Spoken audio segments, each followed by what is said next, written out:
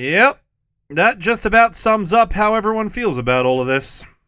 For those of you who haven't heard, which I find hard to believe, but the tech bros have butchered the news cycle to the point your algorithm may have just been sending you furry art and AI-generated memes.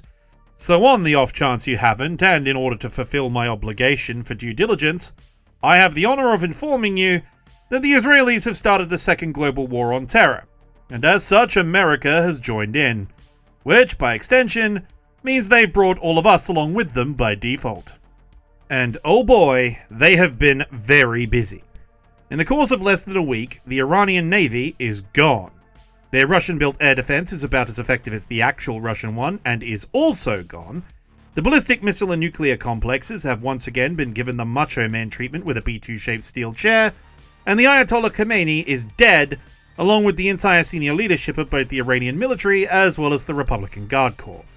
And while I think unilateral military action starting a region-wide full-scale war without congressional approval on behalf of a foreign power is terrible, and a quite frankly, totally immoral course of action, in regards to this particular consequence of that decision, rip bozos, packwatch intensifies, sit on that tomahawk and rotate, you demonic cunt. As you can probably guess, I have very mixed feelings on this entire situation.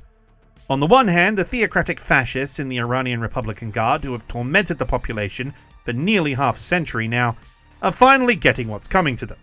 After the brutal crackdown we saw by the regime against various pro-democracy protesters and women's rights activists that have continued throughout the country with as many as 40,000 people being gunned down in the streets, there is no denying that the monstrous government that has ruled over Iran and spread its cancerous ideology to various extremist movements throughout the region deserves to be removed and utterly destroyed, ideally by its own people.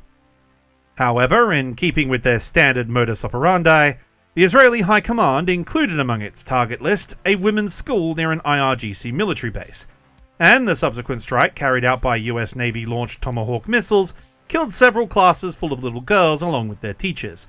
As always, they immediately denied any wrongdoing, claiming an Iranian missile misfired and fell short. However, given the damage done to the school, footage we have of the strike, the time it happened, and various geolocation teams confirming the footage they used to back up their claim was nowhere near the school in question, the evidence contradicts their assertions. Was it a mistake? Maybe. And if they are caught, which it looks like they have, they, or the Trump administration, will probably admit to it as one. However, given Israel also bombed a desalination plant denying the population of Kashem Island clean drinking water, and considering their conduct in Palestine, you do have to wonder. Either that or the Americans just did something incredibly stupid based on outdated intelligence provided to them by Mossad. In any case, it doesn't matter. As always, the fog of war and its accompanying propaganda means we will never know for sure. It's a mess. This whole situation is a mess, and it shouldn't be happening. This war is a catastrophe which will kill thousands, if not tens of thousands of people, if not more. But all we can do is record the events, analyze the data, and give an assessment. And it's for that reason I started this video with a short op-ed establishing my disdain for both the Iranian regime and the State of Israel. You, the audience, need to know who you are listening to, and I'd rather declare my biases up front than sit on the fence trying to be apolitical. That being said, I will do my best in this video to condense everything we know into a coherent report and offer the best objective assessment on what's happening that I can. But first, a word from our sponsor, because bills don't pay themselves. Attention Bajoran workers! This video is sponsored by NordVPN. Come on guys, you know the drill by now. Nord is my VPN. They've advertised on half my videos. I use it and you should too. So let me tell you why. NordVPN is affordable, efficient, and effective. They have servers all over the world, giving you access to region-locked content, and their website contains every piece of information as well as all the resources required to guard your privacy while browsing. And given I'm an anime fan and my job requires I regularly browse the Russian web, I can vouch for their efficacy. Their plans cover multiple devices with a dedicated app for every device that can share data as well as files using their meshnet system, and it has a full suite of security features including a dark web tracker, comprehensive anti-malware, and browser protection, all backed up by 24/7 customer support. Plus, they have a 30-day money-back guarantee if you don't like it, so there's no risk in trying them. So just click the link in the description and get 4 months extra on a 2-year plan when you sign up. It'll help me, and it will help you. Now back to the video. Iran is an ancient country, a culture and people with a rich and storied history spanning several millennia. It was once the home to the Persian Empire and its successor states, whose contribution to the collective effort we call human civilization is truly immeasurable. From Medes to Persians to Sassanids and later their extensive socio-cultural involvement in the Islamic Golden Age after the Muslim conquests of the 7th century. Iran is a beautiful land that contends for the title the Cradle of Civilization, while lending its name to the ocean that crests its shores, the Persian Gulf. Yet their modern history has been anything but beautiful. For the past 200 years they have been trapped in a cycle of war and dictatorships, constantly under the boots of tyrant after tyrant, locked in various regional struggles with their neighbours, all while grappling with the constant threat and interference of Euro-American imperialism. And as a consequence of that history, after the rise of the Islamic revolutionaries in the 1970s, they have since become the pariah of the Middle East and the world's largest sponsor of state-funded terrorism, which, after a myriad of complex geopolitical developments throughout the global war on terror until now, has led to the war that we are seeing today. But we are getting ahead of ourselves. First, we need to talk about the who, the what, and a perfunctory why, which means discussing the antebellum period leading up to the strikes, the order of battle, assets in the region, and a blow-by-blow account of what's happened. So, to start off with, we need the background, but given this video is already incredibly long, we shall keep it very, very brief. Think of it as crash course modern Iranian history. At the turn of the century, Persia was an absolutist monarchy. That was until a coup happened in the 1920s that ended up installing Shah Reza Pahlavi and starting the Pahlavi dynasty under a quasi-constitutional monarchy. This kept going until 1941, when Persia was invaded in a joint operation by the British Empire and the Soviet Union. The reason being that A, Shah Reza was a bit too buddy-buddy with the spicy pinwheel gang, and B, the Allies needed a secure land corridor to the Soviet Union to provide them with Lend-Lease aid, without which they couldn't win the war and might have potentially lost. This goes on until the end of the war, at which point the Shah's son takes over after being installed by the British to prevent the Soviets from gaining influence in the region.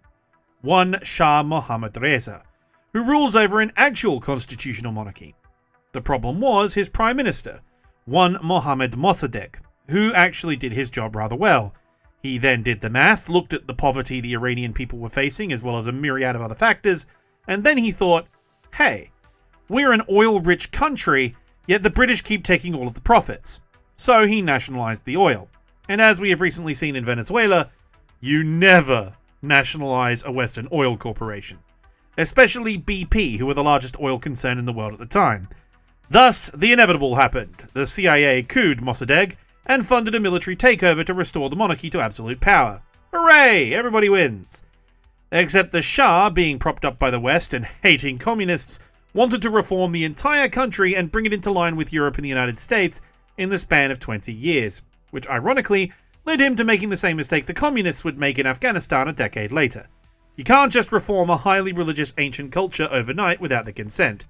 So he tried to do it without their consent anyway, which naturally led him to murdering thousands in brutal repressions that led to the persecution of the clerics, which in turn led to a massive Islamist Democrat alliance that overthrew the Shah in the Islamic Revolution in the late 1970s.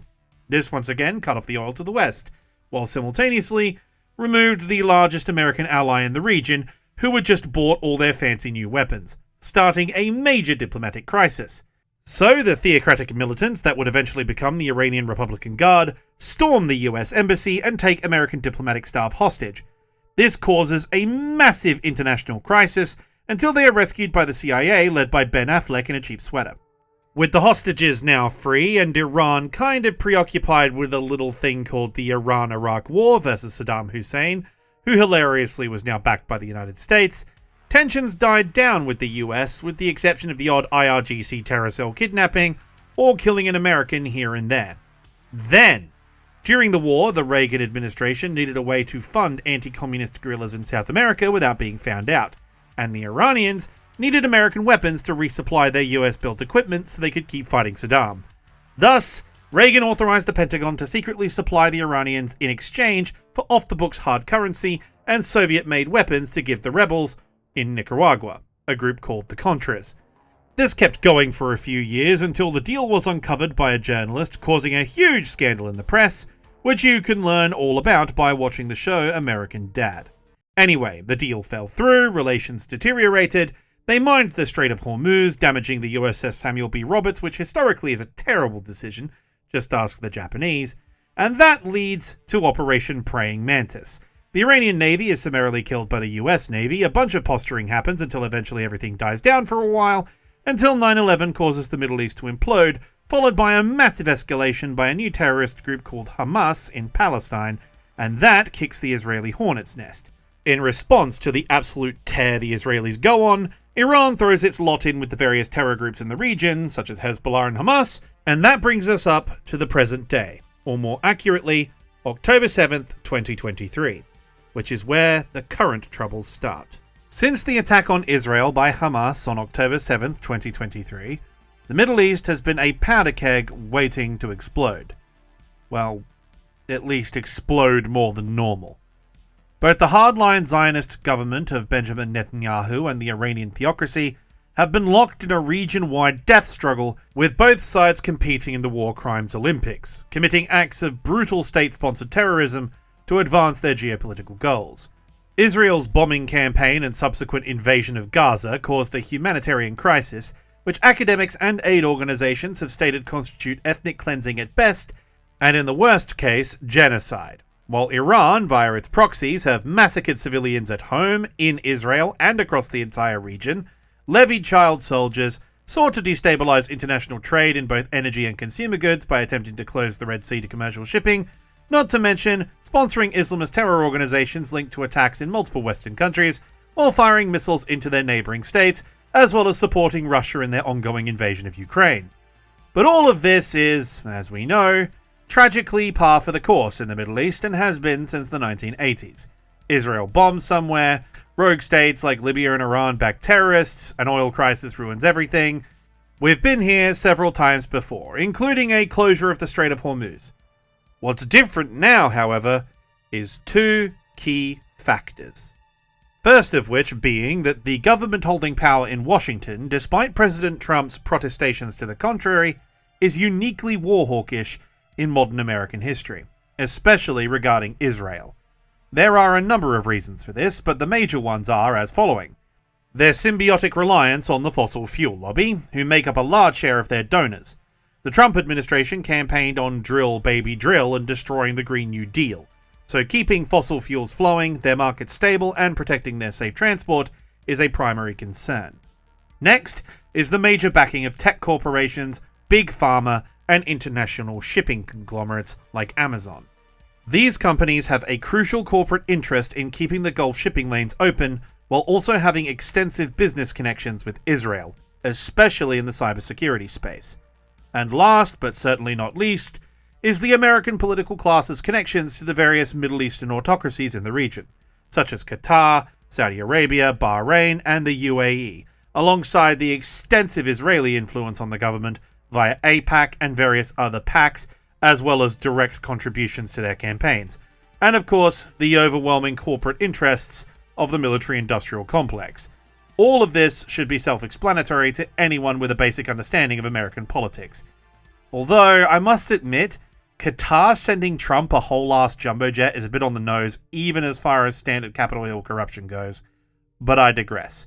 The simple fact remains, Rule 1 when dealing with US government policy, be it foreign or domestic, is follow the money. Yet the second largest factor is the decisive factor leading to the events of this past week. That being the continued and frantically expanding existence of Iran's nuclear program. Now I'm going to shock some of you here with a very out-of-character bipartisan position. I happen to agree with the criticism of the nuclear deal originally signed with Iran, just as I would be regards a nuclear agreement with Russia or North Korea. Even with all the inspectors, the showpiece equipment destruction ceremonies, all the UN meetings and all the fancy summits in boardrooms, I don't believe the Iranian Republican Guard Corps ever considered abiding by the non-proliferation terms. regardless of the outcome of those overtures and regardless of the oversight. The two main uranium enrichment plants in Iran are Fordow and Natanz, both of which are dug into the sides of mountains like NORAD.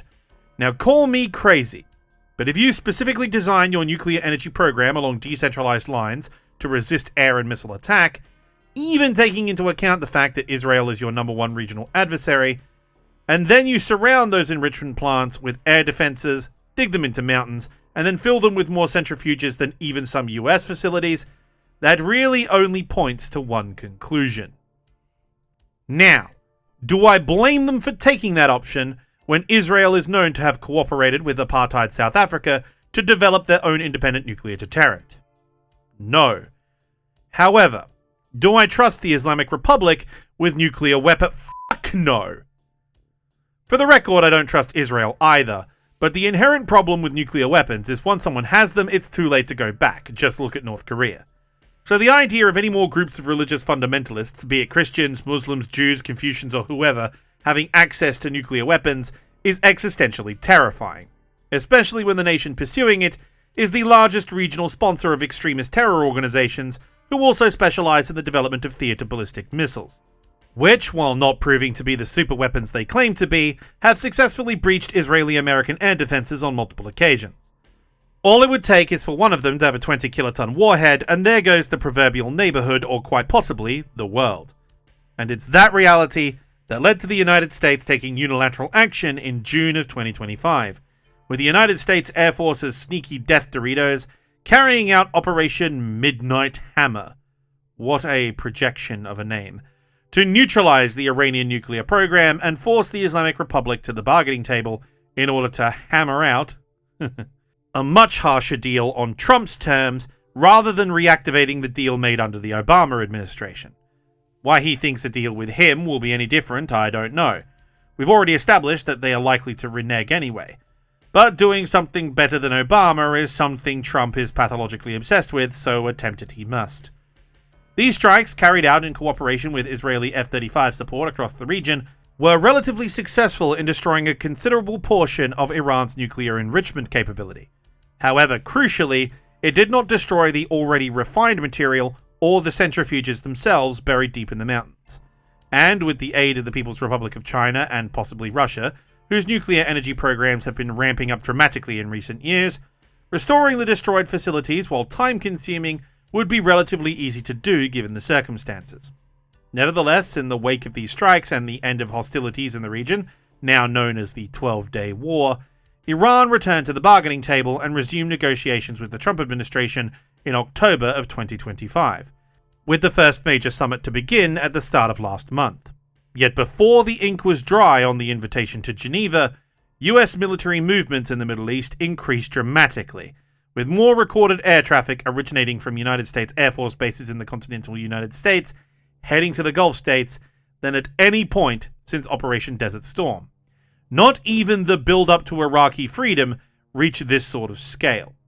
Despite the positive noises emanating from the White House about a diplomatic solution, those of us who were, as the meme now goes, monitoring the situation, quickly realized that in the immortal words of the infamous war criminal Goose A. Bird, peace was never an option. Sure enough, once the first rounds of negotiations were made public, it was very clear that the Trump administration, most likely under immense political pressure from Israel, had no intention of offering Iran anything close to agreeable terms, essentially demanding their unilateral disarmament and the surrender of all nuclear material, along with the destruction of their capability to manufacture it in any quantity. Essentially, they were asking for Iran's unconditional capitulation. Not that the Iranians didn't try to negotiate. After seeing what happened to Venezuela, they offered the American delegation nearly everything in the economic and political stakes. Mining rights, oil rights, security guarantees for Gulf shipping, the whole shebang. But the terms were set in stone. No nuclear capability of any kind, the development and manufacture of medium to long-range missiles must be halted, support to proxies in the region cut off, and a permanent deal signed with the United States with no sunset clause in regards to all of the above. Unsurprisingly, the Iranians turned this down, which predictably led to Trump issuing an ultimatum. Accept the terms within the next 10 days or face the gravest of consequences. Representatives from Oman attempted to intercede in the negotiations as a go-between to find some common ground, leading to them issuing a statement of hope regards the progress of the talks. But by then, the decision had already been made. Upon receipt of the news that Iran had rejected their terms, the Israeli Defense Force, according to Secretary Marco Rubio, notified Secretary of State Marco Rubio of their intention to launch a decapitation strike against the Iranian Republican Guard Corps, which prompted the administration to follow suit, due to the fact that any large-scale Israeli attack would almost certainly trigger widespread retaliation strikes against US and NATO bases in the region and leave the assets already staged there extremely vulnerable. As such, the US military began to accelerate the deployment of supplementary forces for the upcoming offensive. The Israeli component was named Operation Lion's Roar, comprising what amounted to the entire Israeli Defense Forces. And thus, on February 27, 2026, at 3:38 p.m. Eastern Standard Time, President Trump gave the order to launch the American contingent, codenamed Operation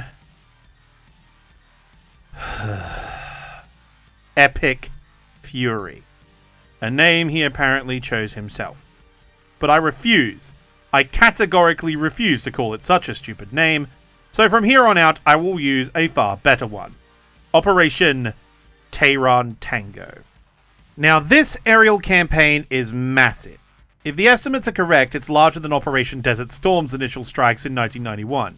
As such, the order of battle is also massive. So let's get the Israeli and the Iranian order of battle out of the way. The Israeli and the Iranian order of battle is yes. The entire militaries of both nations are currently engaged in all-out war. Or at least they were. The Iranian Navy has undergone some rather abrupt changes to its order of battle, but we will get to that later. Suffice to say, the Israeli ground forces are currently engaged in ground combat operations against Hezbollah in southern Lebanon, while a garrison contingent is still engaged with the remnants of Hamas in Gaza. Apparently, there are conflicting reports of a particularly dangerous 5-year-old they missed last time. Sorry. Breathe, Anamaki. Non-partisan. Objective. Continuing on. The Israeli Air Force has committed entirely to Operation Lion's Roar, including an unknown number of various types of combat UAVs, 66 F-15s, and 173 F-16s comprised of multiple variants. 48 F-35Is, Israel's specific model of the F-35, 14 tankers, half of them 707s, the other half KC-130s, and finally, 2 EL-2075 Falcons, an indigenous Israeli modification to the 707, converting it into an AWACS, which, side note, is one of the single ugliest aircraft in the history of aviation. Just look at that radome. It looks awful. Actually, stop it! I know the joke you're all thinking. Remember, my grandmother was Jewish. Mouths shut. I refuse to get cancelled today. Behave yourselves. As for the Israeli Navy, that's comprised of 7 missile corvettes, 8 missile attack boats, and 5 submarines, all of which seem to be operating in home waters or providing security, rather than actively engaging in hostilities. Iran, on the other hand, is a lot more difficult to nail down. First, they hide a lot of their capability for obvious reasons. Exact numbers of drones, missiles, and launchers is impossible, as that information is tightly controlled. Given the losses we've seen, though, those number in the hundreds, if not thousands, possibly higher in terms of munitions. And second, due to Midnight Hammer, the 12-day war, and issues with serviceability regarding their older American-built aircraft, we don't know how much of their air and missile forces are still operable. Good night, sweet princes. You deserved a better fate. Especially you, F-14. And as for the Navy, at least as of a week ago, they numbered 4 stealthy missile frigates assigned to the IRGC, the Qassam Soleimani class, 7 frigates, 3 corvettes, 2 drone carriers, 2 base ships, and an assortment of fast attack craft supported by 4 submarines, 3 of which are old Soviet Kilo classes in dry dock.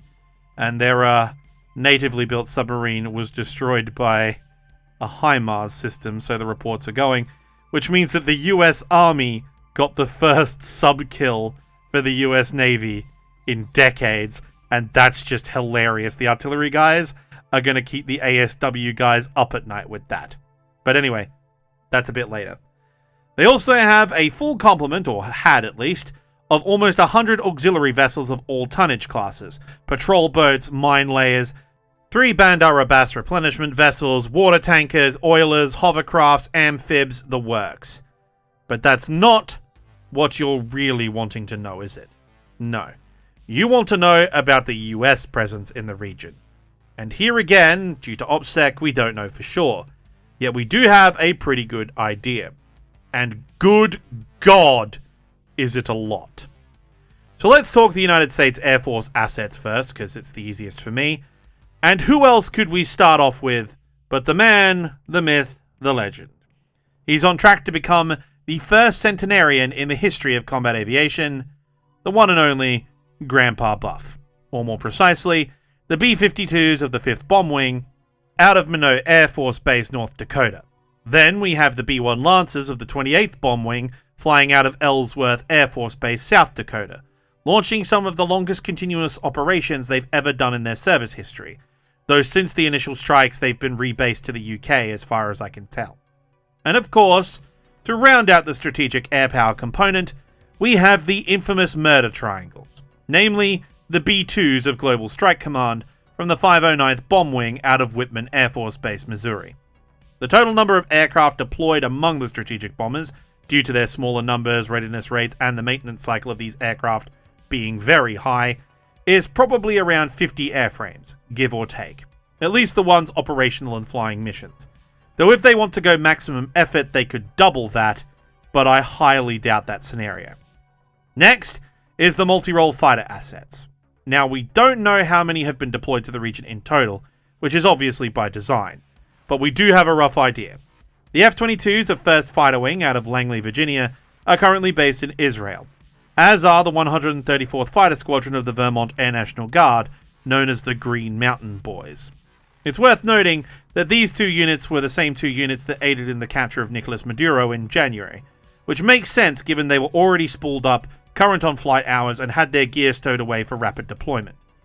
As for the standard 4th Gen fighters, F-15Es from 4th Fighter Wing out of Seymour Johnson Air Force Base, North Carolina, is suspected to be there due to confirmed members of the 335th Fighter Squadrons being identified in a now infamous incident of an F-18 from Kuwait shooting down 3 Strike Eagles.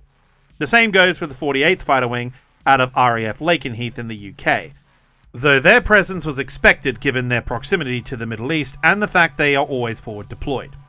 We also know that there are both F-16 and A-10 squadrons operating as part of the Expeditionary Air Commands folded into the 9th Air Force under CENTCOM's area of operations, and as for the rest, we have a full roster of support aircraft including every type of tanker, AWACS, ELINT, electronic warfare, and transport aircraft. As in, everything. E-3s, rivet joints, P-8 Poseidons, the works. Seriously guys, when we say there is a lot of hardware operating in the Middle East right now, we are talking a lot of hardware in general, not just by recent standards.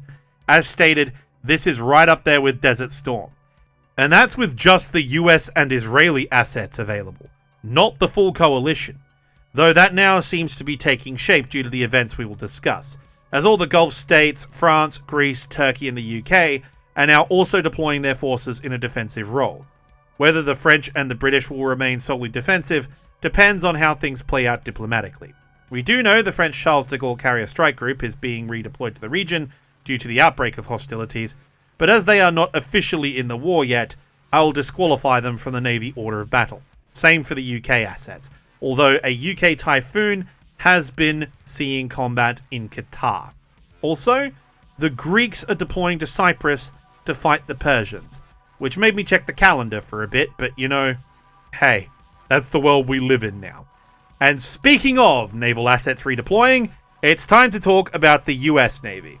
So first off, Arleigh Burks. Once again, I refer to you the Israeli Order of Battle, because the answer to the Arleigh Burke question is yes. They have them.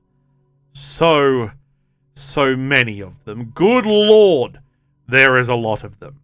They only have 76, and they are on a constant rotation, and there are around 15 of them in the Gulf at last count. Not to mention, ever since developments, a Marine Corps expeditionary unit is being redeployed to the region, aboard the USS Tripoli, I believe. And they have a full contingent of escorts with them as well, so that could be as high as 20. So when I wrote this originally, there's 15, but there could be 20 now. And of course, there is a squadron of Coast Guard cutters in the Gulf protecting shipping, being absolute chads. And then we have the two carrier strike groups. The forward strike group with Carrier Wing 8 stationed aboard, once again the same crew who aided in the capture of Maduro with the same squadrons attached. Refer to my Operation Just Because video for that. Yet now, we also have the USS Abraham Lincoln carrier group on the southern end of the Gulf. And they have some true Navy rock stars traveling with them under Carrier Wing 9. Aboard the Abraham Lincoln, we have the Black Aces, the Top Hatters, and the Vigilantes in their Super Hornets. The Black Knights, famous for their appearance in Independence Day, in their shiny new F-35Cs. The Wizards in their Growlers, and the wonderfully named Wall Bangers in their E-2D Hawkeyes to provide AWAC support. These carrier groups also have their full allotment of escorts, including 2 fast attack nuclear submarines. But they are not the only subs in theatre. Task Force 59 is operating in the area as well, with the Virginia-class USS South Dakota and the Ohio-class USS Georgia, as well as a full squadron of littoral combat ships for mine-laying, mine-sweeping, and drone support, and the US Navy's experimental drone warfare assets themselves, including unmanned surface vessels, and the new Lucas Kamikaze drone, which you can launch from the littoral combat ship. Which means, guess what guys, the LCS is no longer useless in a bombardment role. And in a touch of dark irony, the Lucas is essentially a perfect American copy of the Iranian Shahed 136, commonly found in the skies of Ukraine. Keep in mind though, all of this is just the stuff we've been able to verify. There is actually probably going to be a lot more than this, and given the indications coming from the White House and the way the war is going, there will probably be more still. CENTCOM has a full roster of units deployed to it, especially air defenders. I'd hazard a guess that at least half of the US Army's air defenders are deployed to the Middle East right now, and that's at least. It could be higher as they aren't a big branch. And we have already confirmed that more air defenders are being transferred from South Korea and Taiwan to support their effort. I mean, for f***'s sake, they forward deployed THAAD, Terminal High Altitude Air Defense. They use that for intercepting ballistic missiles. There is a very limited number of those assets available, so the advanced deployment of those from the continental United States is a big deal. They have Patriot batteries on Patriot batteries, both American and allies, SHORAD, CRAM, plus the standard rotations of infantry and other security forces for all the bases, as well as the Marines who are always kicking about somewhere. Which means, of course, USS Tripoli will have reinforcements. And of course you have 82nd Airborne in the Global Reaction Force. It's just crazy. All in all, there are tens of thousands of US troops, hundreds of planes, and more Navy tonnage than the rest of the region's navies combined, and an administration eager to use and justify as many Defense Department dimmer dollars as they can get away with.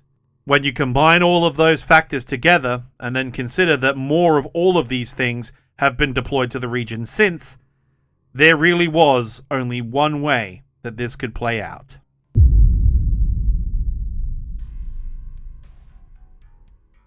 In the early to mid-morning Tehran local time on the 28th of February 2026, a wave of Tomahawk missiles and air-launched cruise missiles started hitting various targets across the Iranian capital and around the country, with a heavy concentration of strikes hitting the primary residence of the Supreme Leader, Ayatollah Khamenei, and the military headquarters of the Iranian Republican Guard Corps.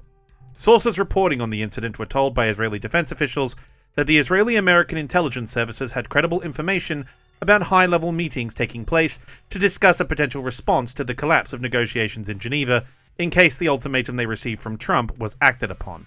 Meanwhile, according to Pentagon sources, another reason for the decision to carry out a decapitation strike on this meeting was a method of achieving tactical and operational surprise, as all previous operations were conducted at night against precise targets using stealth aircraft to achieve a very narrow set of key objectives.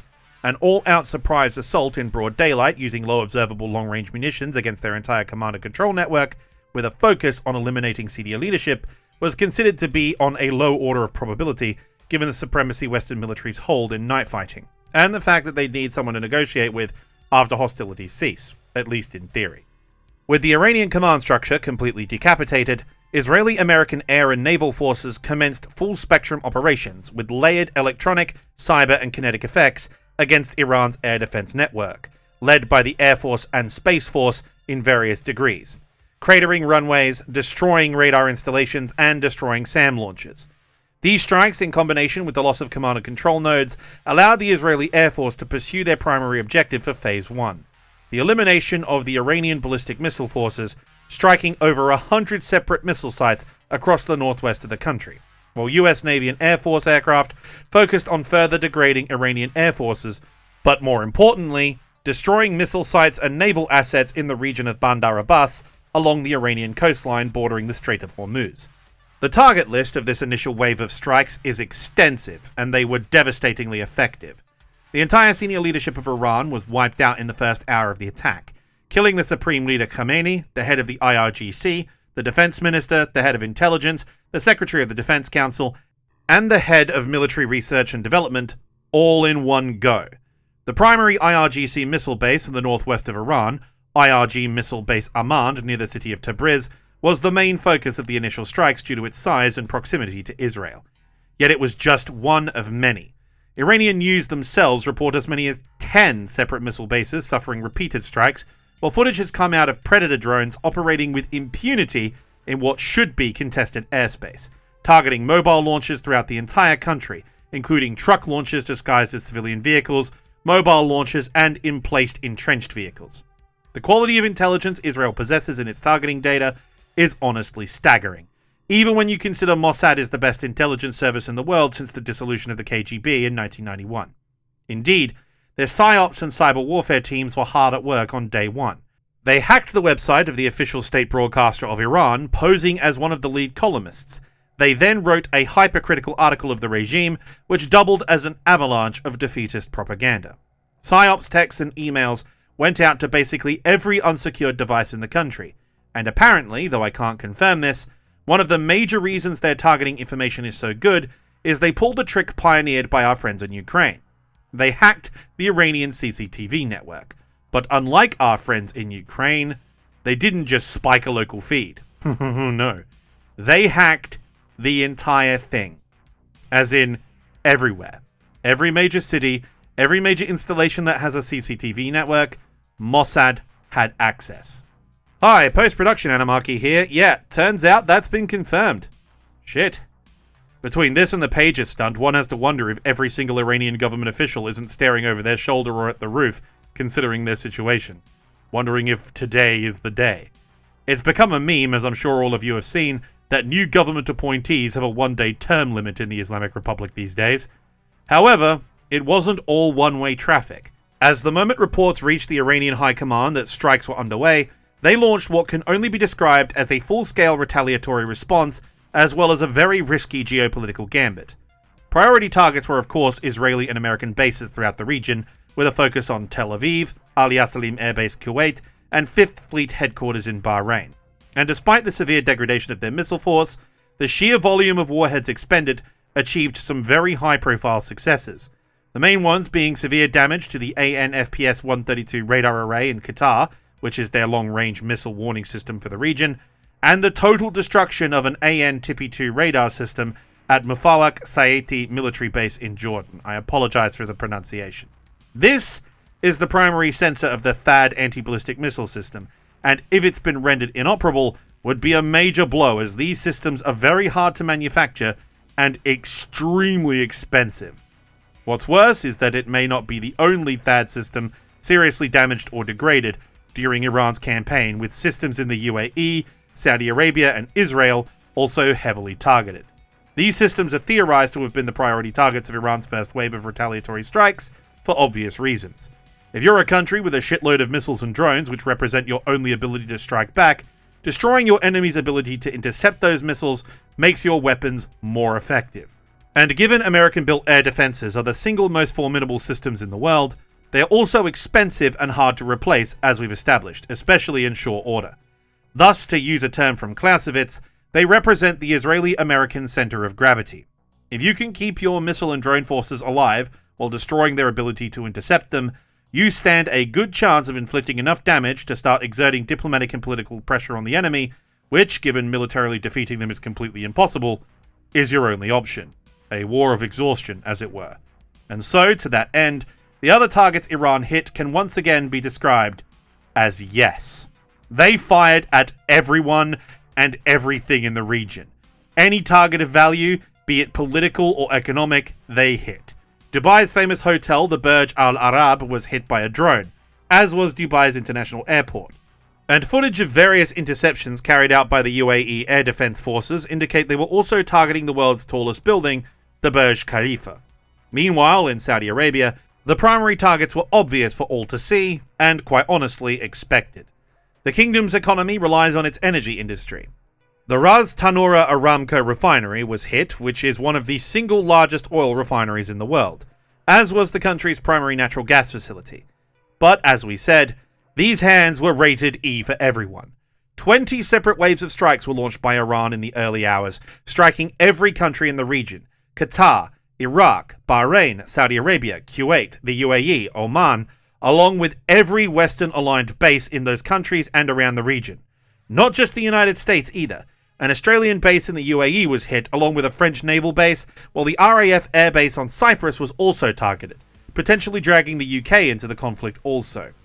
Hi, post-production Animarchy. They have been dragged in, but only in a defensive role. RAF Typhoons are operating in Qatar, and we have early reports of the Royal Navy maybe deploying a ship or two, but at the moment, the Royal Navy is, rather ironically, as we've said before, relying on the Greeks to defend Cyprus.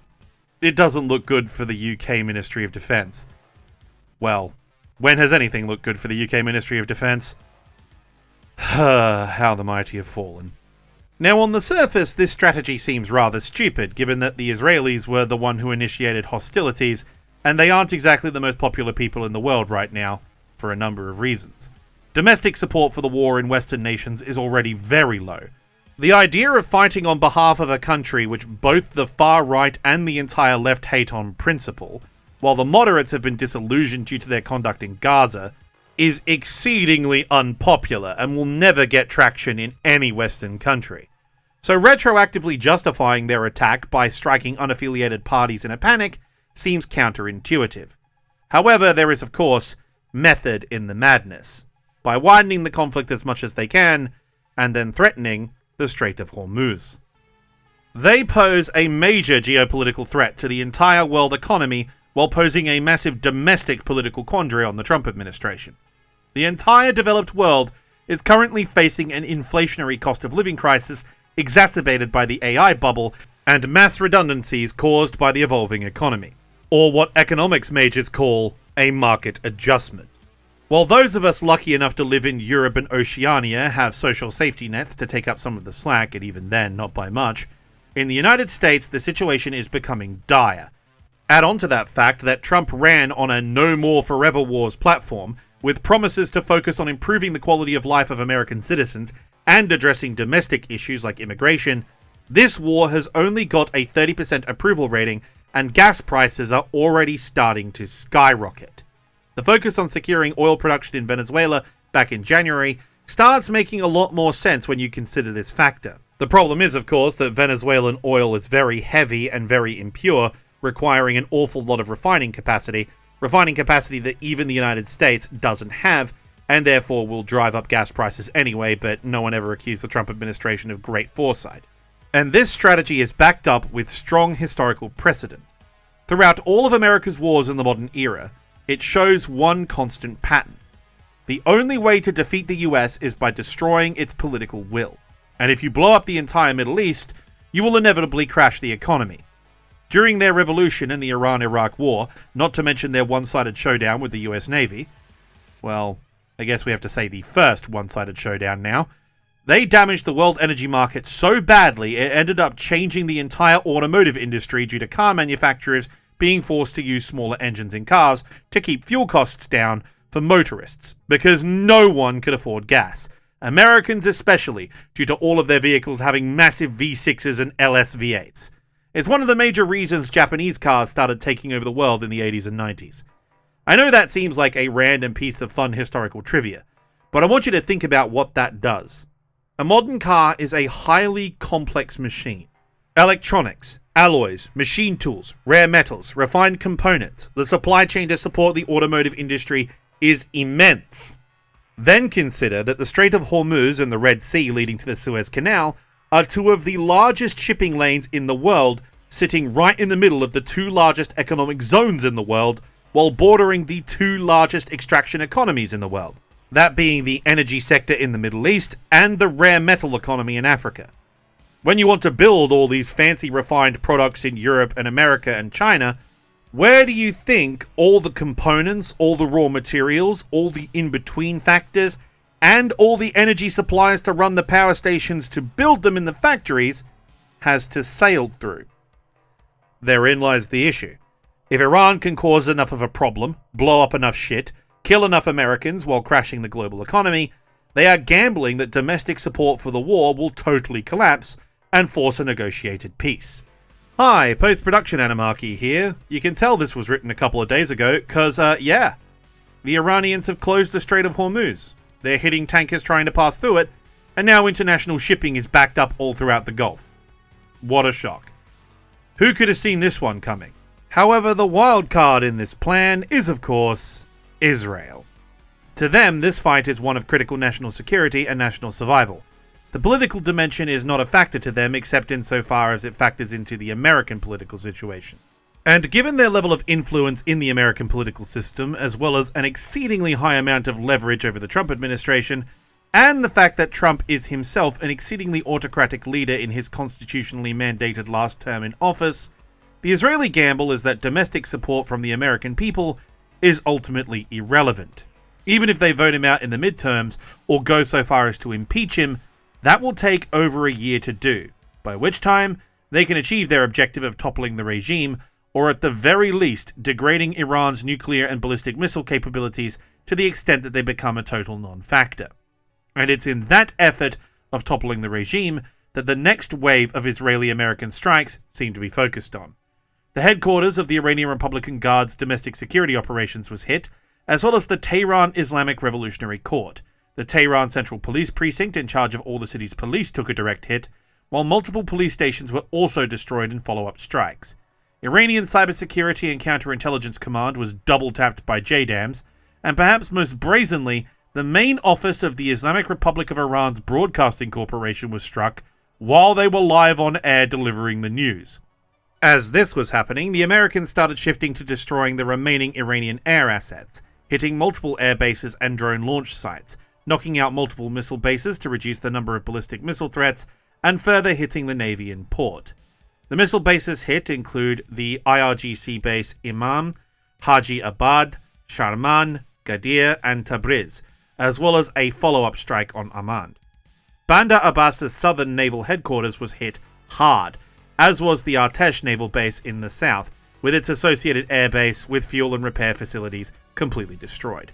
Command posts were leveled, and multiple vessels were sunk pierside. The IRIS Kurdistan base ship was hit, as were multiple Alvand and Modeg class surface combatants. What? I'm not even going to bother trying to correct that. Anyway, Iran's response to this was to widen the scope of their attacks across the region with mass waves of kamikaze drones, many of which got through, damaging critical communications infrastructure, while a ballistic missile struck a command center on the coast of Kuwait, killing 6 US service members. Major Jeffrey R. O'Brien, Captain Cody Cork, Chief Warrant Officer Robert M. Marzan, Sergeant First Class Noah Tietjens, Sergeant First Class Nicole Amour, and Sergeant Declan Cody. And it was at this point that the Iranian-backed axis of resistance had begun to join the fight, with popular uprisings from all the major insurgent factions in the region, as well as a massive Shia Muslim demonstration wave against US diplomatic missions in the Islamic world. Hezbollah resumed its campaign against Israel, firing on both Israeli forces and British installations in Cyprus, prompting an official response from the United Kingdom, as we mentioned, such as it is, while Israel ordered the evacuation of Lebanon's border regions in preparation for a ground invasion by the IDF, now at time of recording fully underway. Iraqi militant groups rose up and began operating throughout the country, prompting US and Israeli aircraft to strike their last known locations, including yet another A-10 combat deployment over Iraq. He just can't get away. Every time you think he's out, they put him back in. Street battles between law enforcement and demonstrators broke out in Baghdad, which included several active firefights, while the consulate compound in Karachi, Pakistan, was overrun by demonstrators until the Marine security contingent fired into the crowd, killing at least 10 people, with 22 deaths reported overall across the entire country, linked to law enforcement actions to quell widespread unrest currently underway. By day 4 of the campaign, the Iranian air defense network had been completely eliminated, and US-Israeli forces began the systematic destruction of various strategic targets. Iran's nuclear program, hereto up to that point untouched, became the focus of concentrated strikes by US strategic bombers. A pair of B-1s absolutely obliterated Malek Ashtaz University's aerospace research complex, as well as the various military research institutes in the area centered around the Tehran defense industry's headquarters, essentially destroying the nerve center of Iranian weapons development and most likely killing a number of their senior scientists. In coordination with these strikes, the Natanz nuclear facility, originally struck during Operation Midnight Hammer, was also hit once again, along with several other nuclear facilities, including the believed location of their uranium storage facility. At the same time, Israel continued its campaign against missile launchers and law enforcement headquarters in other major urban centers throughout the country. But the major escalation came regards their offensive operations against Lebanon, as Israeli Air Force aircraft struck multiple branches of the Al-Qad Al-Hassan Financial Bank, an organization alleged by the Netanyahu government to be the primary source of funding for Hezbollah and one of their most effective propaganda outlets, as they offer interest-free loans to Muslims in Lebanon. Targeted decapitation strikes against the Hezbollah leadership were also launched, however these had limited success. That said, a considerable number of Hezbollah bases and ammo storage sites were successfully hit, many of them located in populated areas. Collateral damage reports from these missions are at this time unknown and are unlikely to be reported. This focus on the institutional foundations of the enemy was mirrored in Iran, as administrative buildings were targeted in the next wave of strikes, carried out, we think, by B-52s via JASSM.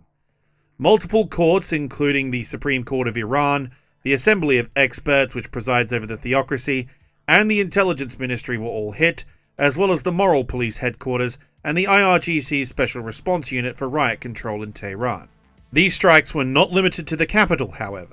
There was a particular focus on every regime law enforcement facility and IRGC base in Iranian Kurdistan, leading many to suspect that a long-term goal of the United States is to follow a similar strategy used during Iraqi freedom and the war in Syria, namely the funding and arming of the Kurdish minority in the region to wage an independence war against their particular enemy of the week.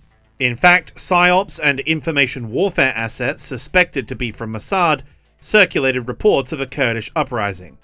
This caused a shitstorm on social media, but more importantly, it appeared to be taken seriously by the Iranian leadership, which triggered a mass panic and the activation of a protocol called the Mosaic Doctrine. And explaining that requires a quick tangent, so bear with me. Essentially, after the 12-day war and later Operation Midnight Hammer, the IRGC underwent a massive military reform to ensure a continuity of command and combat effectiveness among the Iranian armed forces in the event of a full-scale war with the West. To put it in a very simplified, very bare-bones way, the Islamic Republic of Iran's military operates inside the confines of an authoritarian, autocratic theocracy, which, in the advent of being cut off from access to their original Western suppliers, adapted to Soviet and Russian equipment, which, by necessity, involves adopting some of their doctrinal traits. Thus, their entire command structure is split between the ideological enforcers of the Iranian Republican Guard and the traditional armed forces, and that relationship takes on a character not unlike the relationship between the SS and the Wehrmacht, while simultaneously answering to a central command structure that relies heavily on a strict chain of command across an integrated command and control network designed similarly to Soviet lines. The best of both worlds, am I right? Again, this is heavily simplified and not a one-to-one, and I'm using easy-to-understand examples. It's a lot more nuanced than that, but you get the idea. Now, all of this poses a serious problem, as not only is it hard to coordinate your forces across two different chains of command, the command and control network commanding them is incredibly rigid, relying on instructions from the Supreme Leader and the Defense Council to function. Combine that with an autocratic government that has a tendency to execute people for insubordination or unauthorized zeal, and it makes the entire Iranian armed forces extremely vulnerable to decapitation strikes, which unfortunately is exactly what the Israeli and American armed forces specialize in, given their modern force structures were designed to defeat Soviet-trained armies, or in the American case, the Red Army and the Chinese People Liberation Army themselves.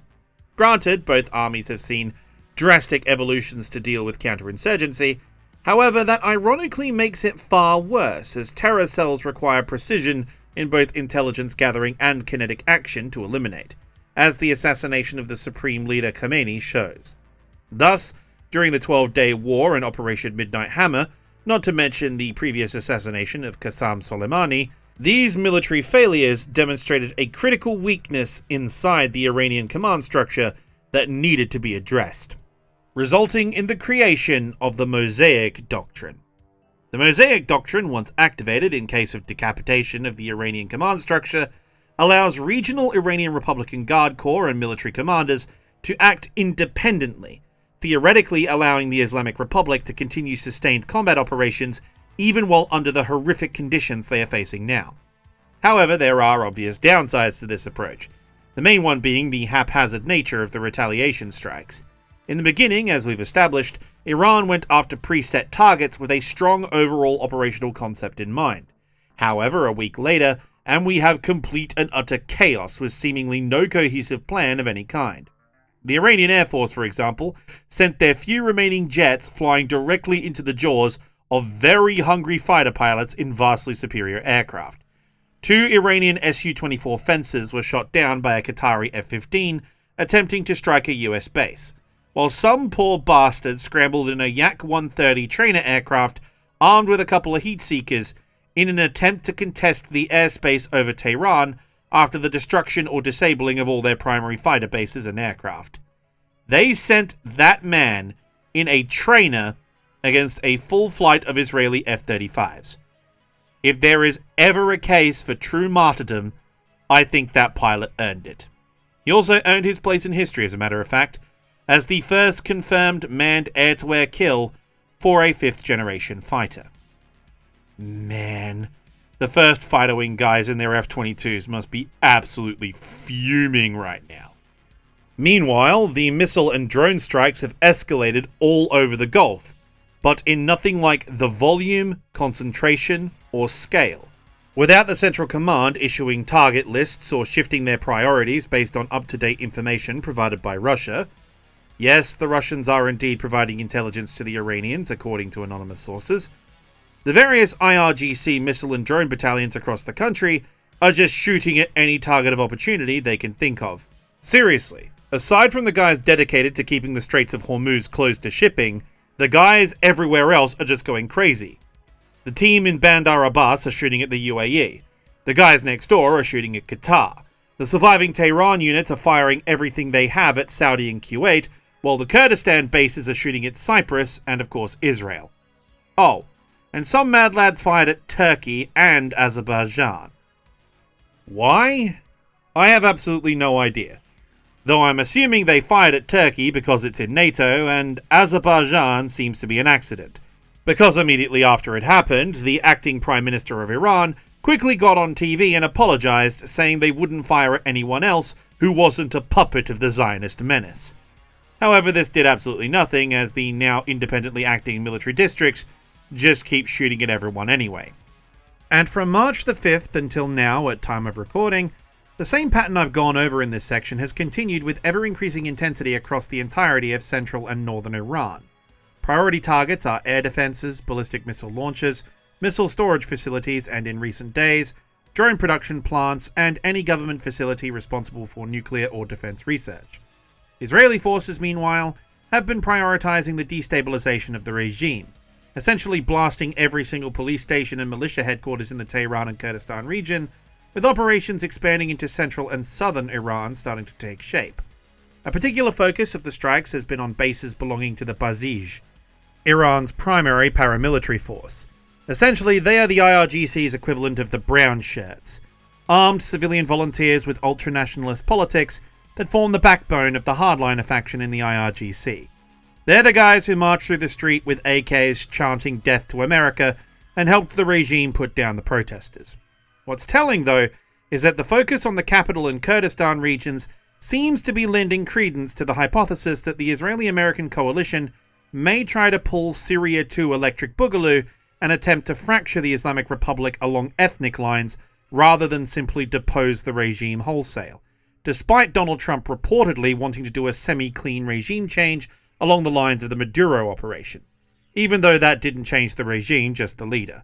However, that doesn't seem to jive with the Israelis' overall objectives, because the Israelis, from what I can see, are determined to incite civil war.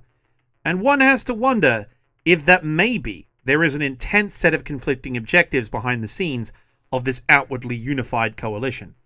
Trump himself has gone on record saying that he had several senior Iranian officials in mind for the leadership position from the moderate faction of the Republic. However, when the time came to put out back-channel feelers, it was revealed that the Israelis had already killed them. In fact, the Israelis have killed practically everybody in the senior leadership, and then killed their deputies, and then killed their replacements. In fact, they're still doing it. As recently as today, as I'm recording this, which is the 18th, 2 more guys have been killed, one of whom Trump was looking at potentially installing. So, what the hell? And as a result, the new Supreme Leader elected by the surviving Council of Experts was, as expected, the son of the former Supreme Leader, who has just had both his parents killed, all of his friends killed, his wife critically injured, and to top it all off, he is a member of the hardliner faction. And critically wounded himself, as all reports suggest. I don't think a negotiated settlement will be forthcoming from any new Iranian administration, to put it mildly. Alright, we have reached a point where discussing the blow-by-blow combat operations of the war is rather redundant. We've covered all the major phases and the major factors at play, and strike operations are continuing along the pattern that we've already established. They're hitting naval bases, missile sites, missile launchers, and primarily focused on destroying the Iranians' capability to strike at neighboring countries, strike at Israel, allies in the region, and of course, shipping in the Strait of Hormuz. However, the strait is still closed as of this point, but we'll get to that a bit later. I would love to cover it entirely and do a proper combat chronology, but I'm not Battle Order and I'm not Kings and Generals. They have a lot more resources and staff than I do.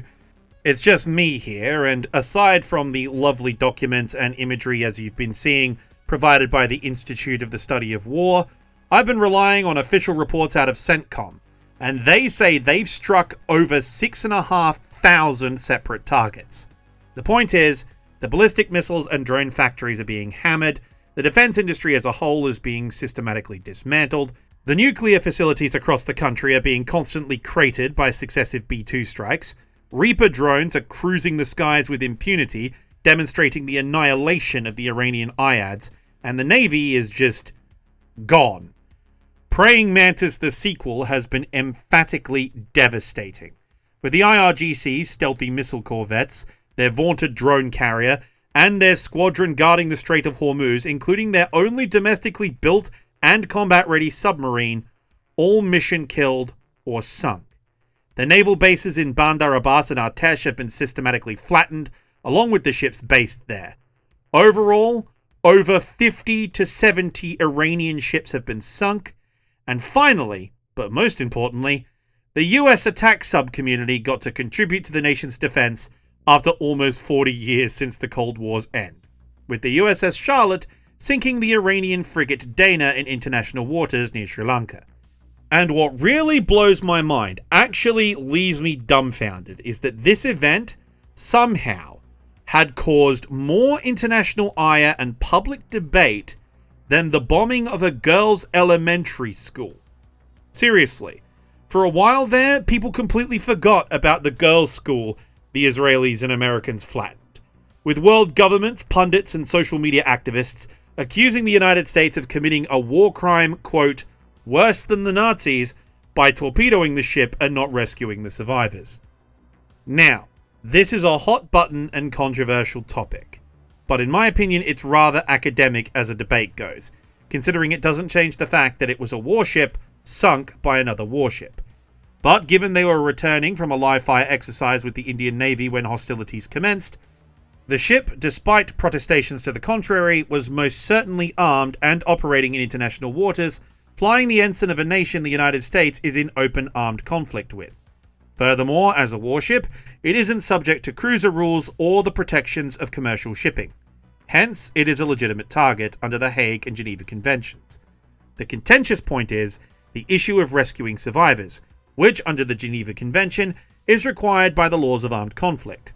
However, the key qualifier in this provision is whether it's safe and feasible for the vessel in question to attempt a rescue, and submarines are exempt from this requirement for the simple reason that they do not have the facilities to recover a crew of that size, nor is it safe for them to surface, as unlike other combat vessels, they have no armor or active defense systems to protect themselves, as by their very design, they rely on stealth to survive in a combat environment.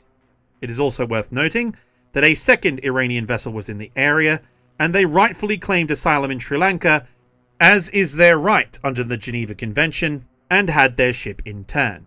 That ship was a Bandar Abbas replenishment vessel, which is, for the record, also armed, and one of only 3 the Iranian Navy has in service.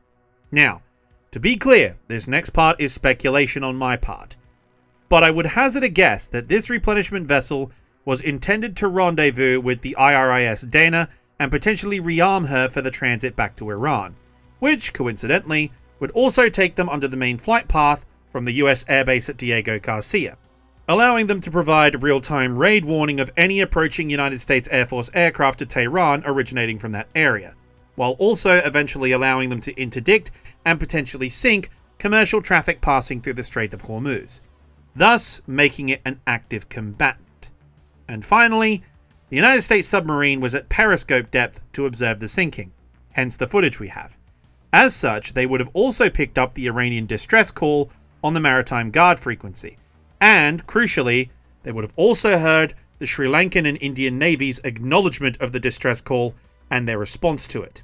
Hence, they knew rescue was already on the way, so they didn't need to radio a distress call themselves and risk giving away their position. As such, this combat action does not violate the Hague or Geneva Conventions and, as a result, isn't a war crime.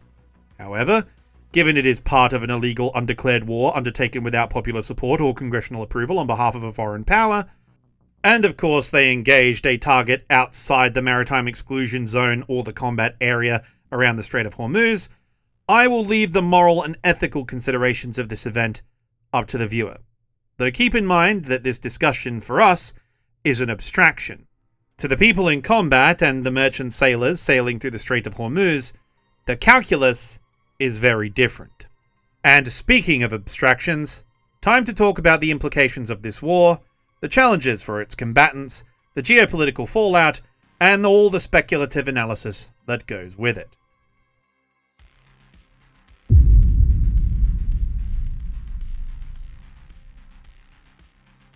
So what does all of this mean? Well, as my Twitter post at the outset of this mess summed it up, quite frankly, I have no idea. Alright, that's not strictly true, I have educated guesses. And the data is trending in a number of identifiable directions.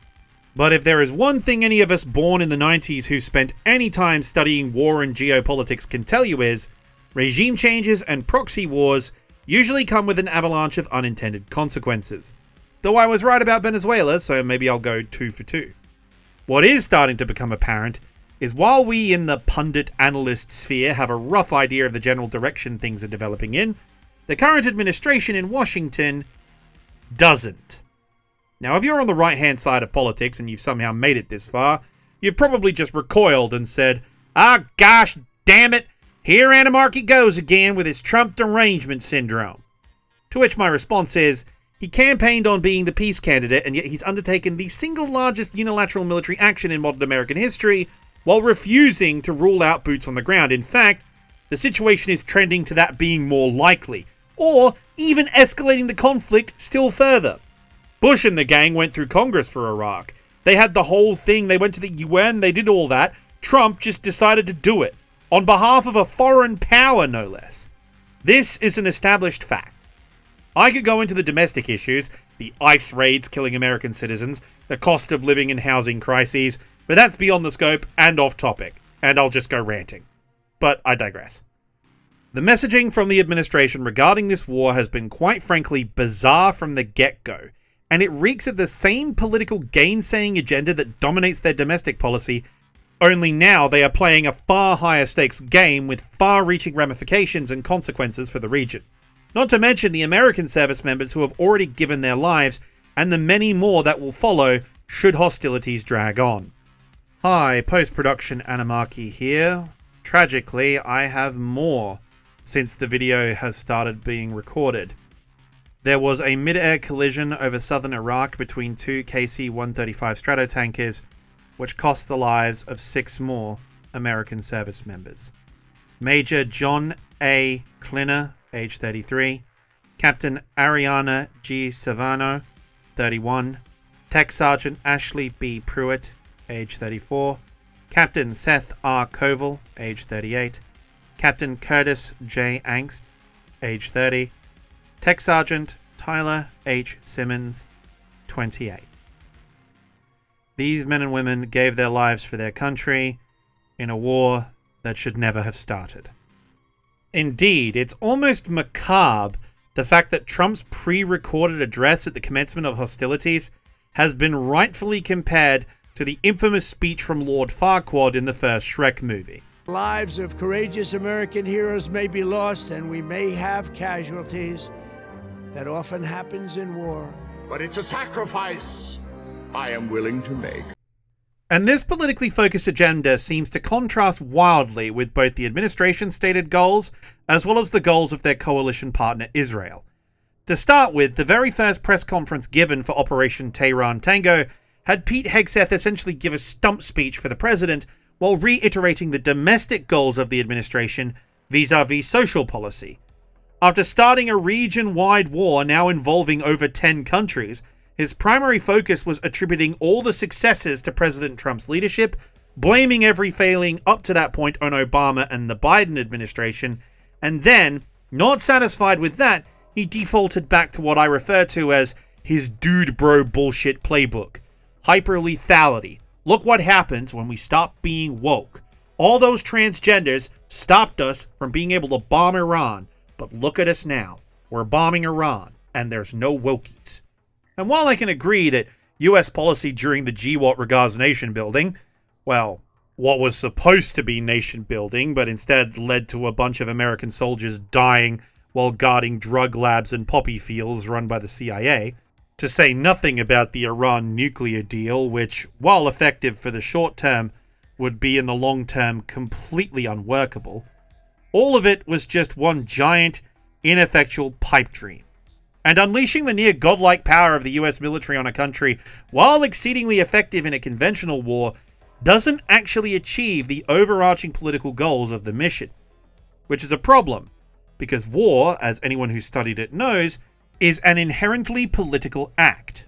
It is the process of using kinetic force against another nation to enforce your political will on them, thereby generating the desired outcome, or tasks and purpose to achieve results for you veterans in the audience.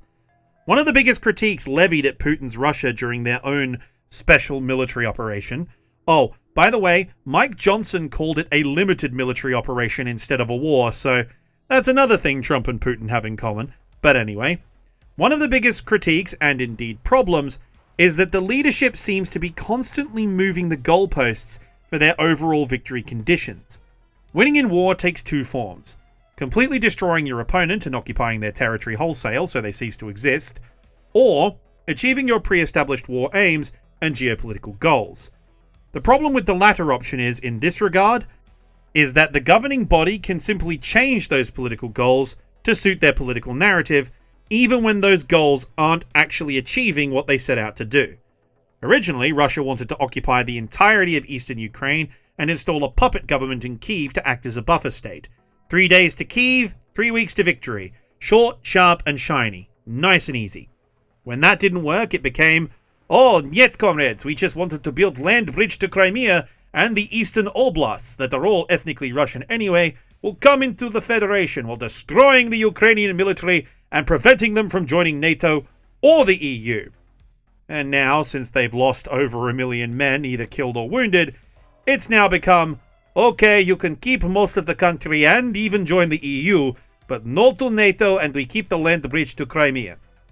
This shifting of the goalposts is the sign of things not developing according to the original plan. And we are already starting to see that happen in real time among the administration's conflicting messaging. Initially, it was very clear that regime change was the ultimate goal, with the stated objectives of eliminating the nuclear program, the Navy, and their ballistic missile forces while cutting off all support to their proxies in the region, while engineering a popular uprising to facilitate regime change. They launched a coordinated full-scale cyber warfare offensive against Iran in coordination with Israel alongside the air campaign to precipitate widespread civil unrest.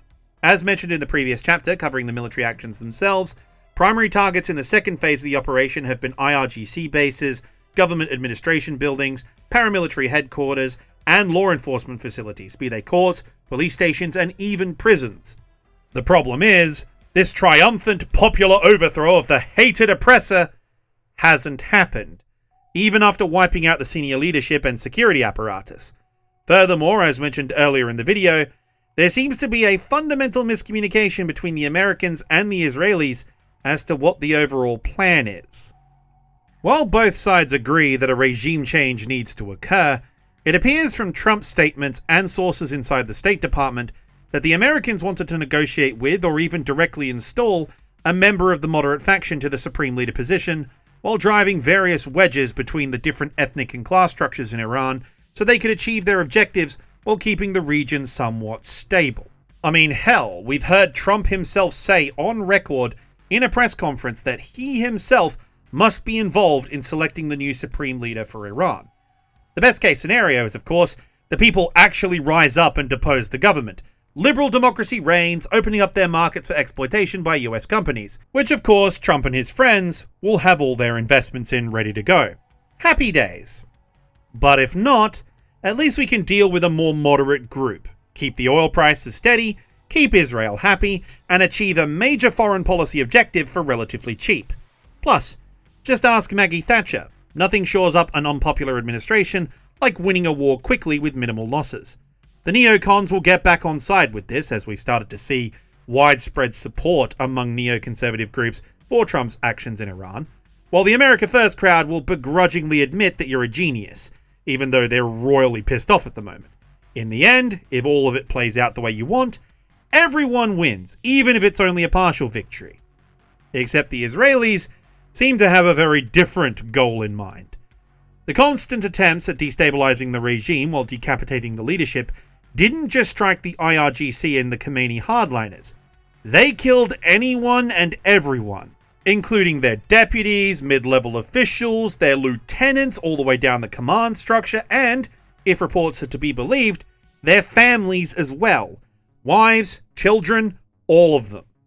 So, when asked about the regime change plans and the options for further negotiations, Trump responded, "We had an idea for a few new people, but they're all dead now." And that reveals a critical weakness in this alliance, which is open for exploitation via a time-honored negotiation strategy, accepting different terms to different parties. Because, as far as I can see, a neutered but still intact Islamic Republic is acceptable to the United States as long as they get the concessions they want and their cut of the oil money. They can use whatever justification they want. Clear and present danger, WMDs, it doesn't matter. As long as the mission gets done and they turn a profit, it's completely fine to them. Israel, however, has an entirely different situation. They view the continued existence of Iran as an existential threat due to their sizable economy and relations with China and Russia, allowing them to develop a nuclear program, and of course their support to the so-called axis of resistance. Thus, Israel's goal, in my view, and granted this is just me speculating, is the complete destabilization of Iran as a country wholesale, with the intent of turning it into Syria Part 2 Arab Spring Boogaloo. A widespread civil war all throughout Mesopotamia and Persia, Iraq, Iran, Yemen, all of it imploding into hundreds of warring factions which they can then play off each other while neutralizing their biggest regional rival and their only real existential threat. And given their attacks on the security apparatus and the Basij paramilitary force is only having limited results, it seems that the Israelis have shifted their strategy somewhat. If society isn't willing to rise up and collapse the government, we shall just have to collapse society instead. Though denied by all parties, as such an attack would be a gross violation of human rights and a major war crime, it is highly suspected that the Israeli Air Force carried out a strike on the Kashem Island desalination plant, which provides most of the drinking water for the residents on the island. As this was happening, they also repeatedly struck and ultimately torched the primary oil refinery in Tehran, turning the city's skyline into a flaming red glow shrouded in thick black smoke, looking all the world like something from the Book of Revelations. And as if to add insult to injury, their attacks have also included other oil refining facilities, many of which run Iran's power stations, which are now also being bombed, resulting in widespread power outages across the entire country. Which is a move that seems rather counterintuitive to me, as that also shuts down the internet access vital to organize any local uprising. Something they are obviously actively trying to facilitate, seeing as just today, as I read this paragraph, they also bombed the headquarters of the cybersecurity company the regime uses to censor its citizens' internet access. But Mossad usually knows things all of us don't, so maybe they have a more complex plan in mind. Hi, post-production Animarchy here. It appears the Americans have started getting in on this action as well, as despite focusing on energy prices being their number one concern as a result of this war, they've also bombed the Karg Island oil refinery, which is responsible for 90% of Iran's oil exports. But what's more interesting is the fact that they also target the air defense installations, military installations, and the airfield on the island as well, which indicates shaping operations for what potentially could be an amphibious and airborne operation to take the island. This matches up with what we know about an MEU moving into the region, but more on that. We have also confirmed a second MEU since I started recording this script. This is a post-production Animarchy, by the way. Since I recorded this bit, we also have confirmation that the USS Boxer amphibious group with another 2,500 Marines is on the way. And of course, we have now confirmed that the 82nd Airborne's Quick Reaction Force, as well as the 75th Ranger Regiment, 160th SAW, and Delta, possibly some Green Berets as well, are also on the way. We've tracked at least 50 C-17s coming out of the various special operations bases in the continental United States, as well as Fort Bragg. There is a massive movement of airborne and marine infantry on the way to the region, which points to only one possible outcome. The United States is in fact planning to put boots on the ground in Iran. Now, it could potentially be Karg Island, as we've just spoken about. However, there are other islands in the Strait of Hormuz, and if they keep compiling forces in the region, they could also go after Kashem Island, though that would be a much larger and much more difficult proposition. Yet some military analysts and even senior Trump administration officials are proposing a full-on invasion of the northern shore of the Strait of Hormuz itself. But that would take far more assets than what they currently have in the region. Even with all the Marines and Special Operations Forces they've concentrated thus far, that wouldn't be enough to secure the entire coastline. So they would almost certainly be going after the islands in the strait, or after Karg Island to secure its oil refineries, which do provide a large percentage, almost 90% by some estimates, of Iran's energy exports through the Gulf. Now, taking Karg Island or the other islands in the Strait of Hormuz or even Qasem Island, would be a serious escalation. The Iranians have confirmed that they are planning on defending it. The IRGC troops based on Karg Island have shown themselves preparing defenses and even arming FPV drones. They're ready for a fight and they intend to fight it out. This would be seriously bad on a PR perspective. It also raises a ton of logistical concerns. Yeah, they could supply them. Yes, they could successfully take the island. But keeping it supplied, keeping it maintained, and it's also much closer to the Iranian coastline in range of short-range drones, medium-range drones, FPV drones, and of course, their surviving missile threat. Even with the amount of degradation they've inflicted on it, it would still be a tough proposition. So, whether or not they're going to commit to it or they're just reserving the option, we don't know as of yet, but it does appear that the Americans are in fact committing to boots on the ground. Keep that in mind for the rest of the video. Anyway, all of this flies in the face of what the original stated goals of the Trump administration actually were. So after negotiations broke down and all their backup options for pulling a Venezuela were now dead, Trump got on Truth Social, which is now the official White House press source these days for some ungodly reason, and demanded Iran's unconditional surrender, and reiterated that position in follow-up press conferences, only for the press secretary, Carolyn Levitt, to walk it back to the press corps later, saying that unconditional surrender includes a negotiated peace as long as the administration's three stated goals are met. But hang on, I hear you say. Weren't there four? Yes, there were. However, now all of a sudden, the total regime change and removal of support for the proxies is no longer on the table. Just the blow up everything and stop nuclear weapons objectives are left, which suggests that the administration is already preparing a fallback narrative.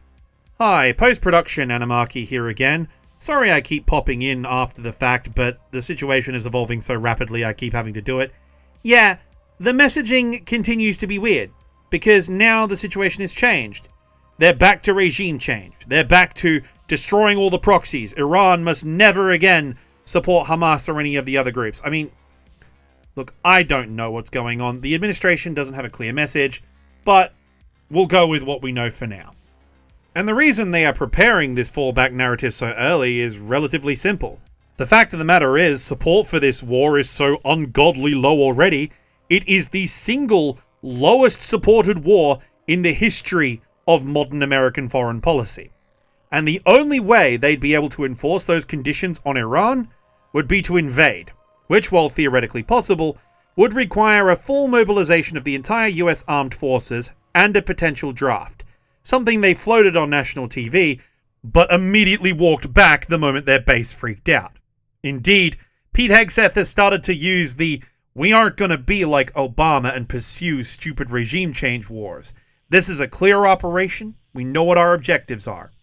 Well, Pete, speaking as someone who's watching, clearly you don't.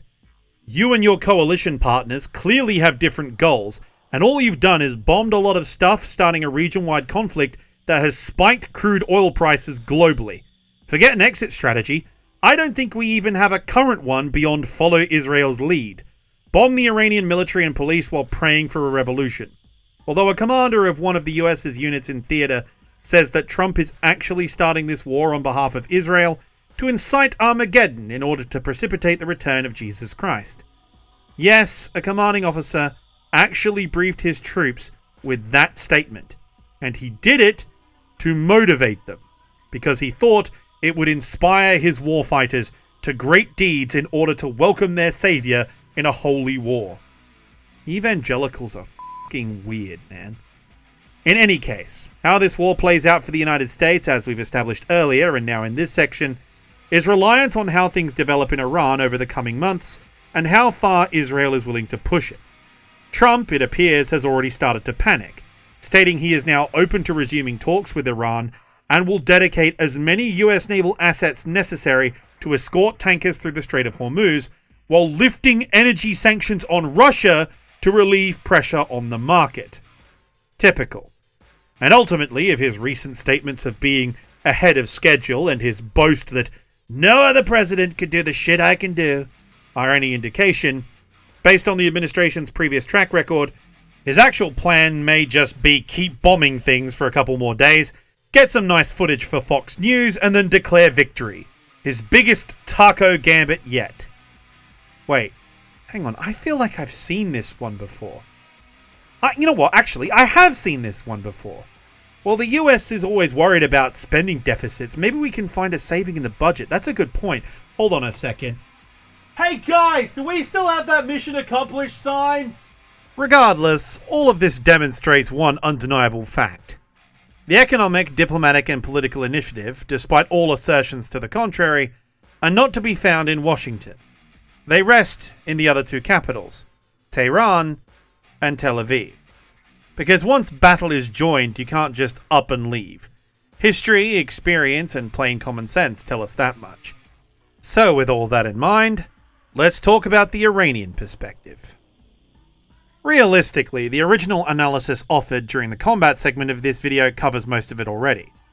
The fact remains, despite all their claims of superweapons and the protestations of convicted minor attracted offender Scott Ritter, the Iranians defeating the Israeli-American coalition militarily is impossible. Yes, they could inflict losses, blow up some valuable equipment, and launch a shitload of various projectiles at their neighbors, enemies, random fish in the Strait of Hormuz, but sinking carriers, nuking Washington, crushing an MEU on the battlefield, that just isn't going to happen. Yet as history tells us, you don't actually need to defeat the United States military to defeat the United States. What you need to do is defeat their political will. And if there was ever an administration to achieve that against, it's this one. And given the way the war is developing, as we've seen thus far, there are really only two contingencies that change the equation into the West's favour. First is that the anti-regime protesters and ethnic minorities rise up into armed revolt with the aid of the West and depose the Islamic theocracy. Or, the second option, if the entire region forms a true coalition with the US and Israel, involving NATO and all the Southeast Asian partners, leading to a full-scale ground invasion to depose the Ayatollah, codenamed Operation Guillotine. Real ones in chat will get that reference. However, if we are being realistic, the only likely scenario is option 1, as support for a full-scale invasion is essentially nil, even among the most hardcore MAGA base. Furthermore, given the size of Iran, the terrain, the militarization of the country, and the fact it will require a large-scale amphibious assault across the Persian Gulf into Bandar Abbas, it's quite likely that even the US military may not have the assets to successfully accomplish such an operation. Now granted, if Trump federalizes the National Guard, calls in the entire active reserve, stop-losses everyone, and reactivates the inactive reserve who still have time on their contracts, he could put together an invasion force capable of carrying out such an invasion. However, doing all of that would actually require the same broad congressional and senatorial support that Bush had for Iraqi freedom, and there is absolutely no way he's getting that. So while Iran's military situation is utterly catastrophic, their geopolitical and strategic position is actually quite good. Time works for them instead of their enemies.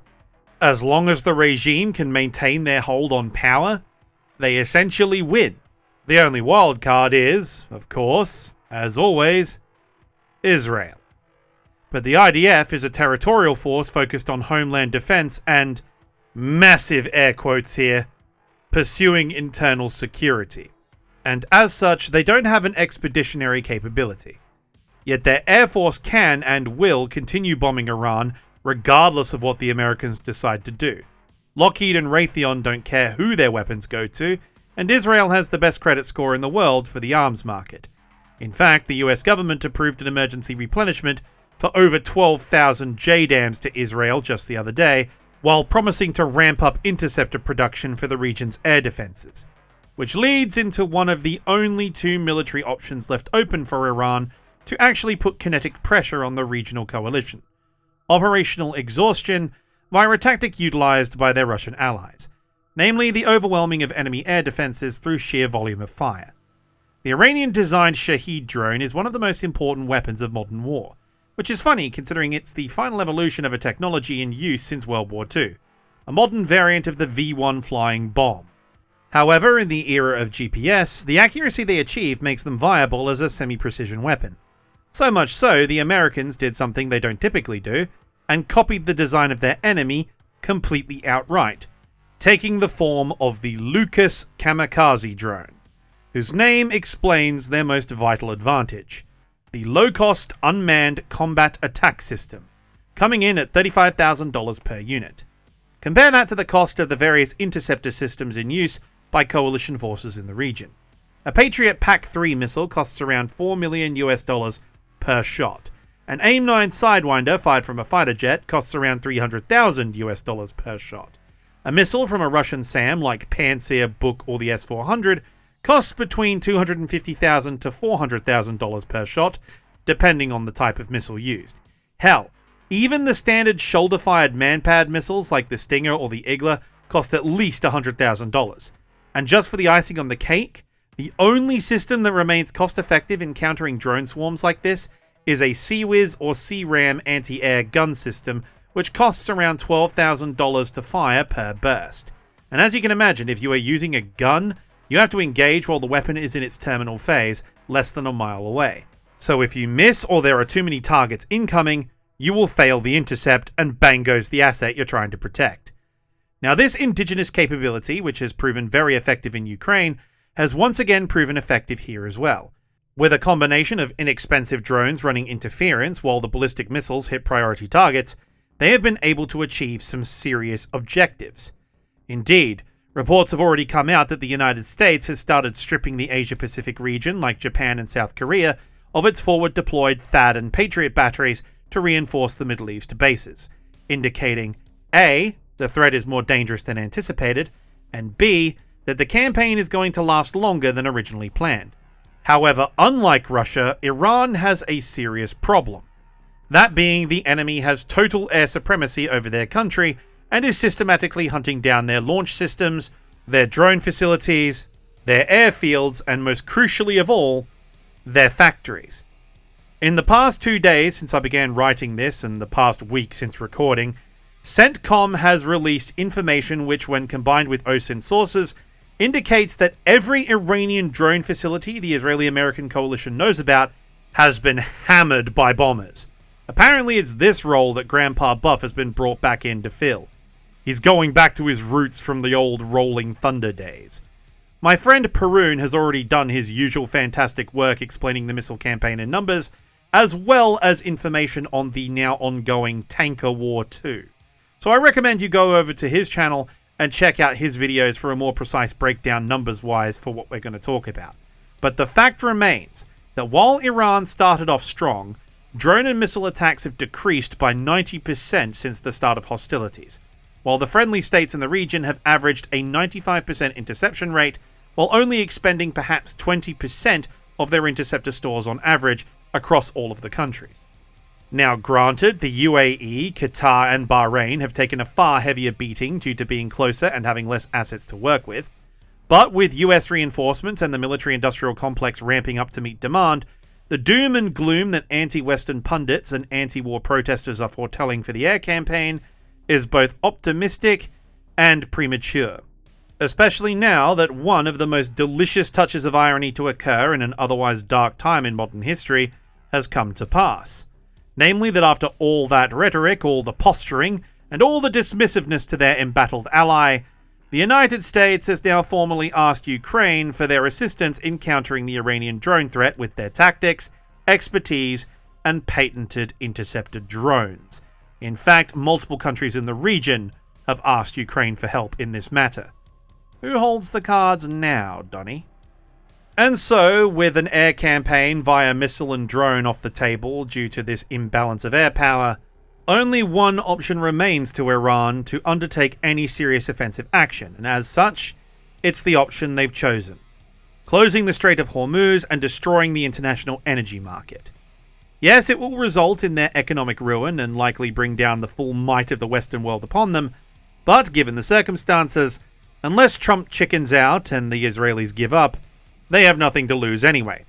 And honestly, this is the real strike to the jugular they have in their pocket. Because unlike all their other options, this one could actually work, should they manage to maintain the infrastructure to achieve it.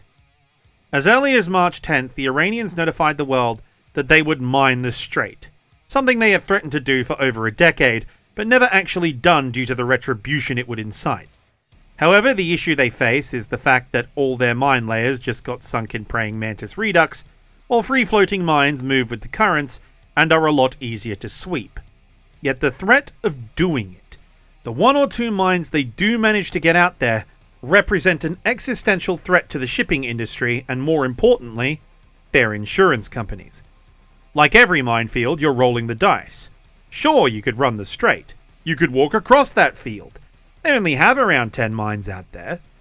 But that's a 1 in 10 chance you hit it. Are you willing to play those odds with a multi-million-dollar oil tanker? The lives of everyone on board and the millions of dollars worth of product aboard that will turn into an ecological disaster should you get sunk? And mines aren't even the worst threat to the strait itself. Despite the efforts of the US Navy to eliminate their launch sites, Iran still has long-range anti-ship missiles and stealthy long-range torpedo drones similar to the ones used by Ukraine, not to mention regular drones, FPV drones, etc. Several ships have been hit in the strait already. And honestly, despite the sheer amount of ISR assets available, the amount of air power they can bring and the fleet of warships they can call on for convoy protection and for overall force projection, at the end of the day, the only way to fully neutralize that threat is to secure the Iranian coastline on their side of the strait in depth. Otherwise, you are going to expend so much equipment, ordnance, treasure, and eventually blood, not to mention all the time that you do not have to fly constant interdiction patrols over the potential launch points, that you will eventually have to maintain GWOT level of forward deployments of air and naval power in the region indefinitely, at a time when you really can't afford it. As I mentioned, cost of living crisis, etc. And even then, the insurance premiums for shipping through the region will stay inflated. Even after President Trump managed to calm the market somewhat with promises to defend shipping through the strait and easing sanctions on Russia, crude oil still got up to around $120 a barrel and stabilized at around $85, the highest it's been in years. And a new oil crisis might just be the straw that breaks the camel's back in an already tense global economy with tariffs, the AI bubble, real estate and market speculation, all of this running rampant. What this does is just pops that bubble and everything goes to shit. And given that Trump's first allegiance above everything is to his corporate backers, that will almost certainly make him evaluate the situation. Hell, it might even cause the Israelis to back off, as their wealthier citizens are major stakeholders in most of the world's largest financial concerns. Mutually assured destruction via energy prices is not new among Middle Eastern warlords, but of all the ones to wield that sword, Iran is positioned to be by far the deadliest. Their regime is in peril, and they are willing to martyr themselves if it means destroying the great Satan. If worst comes to worst, they'll just nuke the oil market. After all, they've done it before.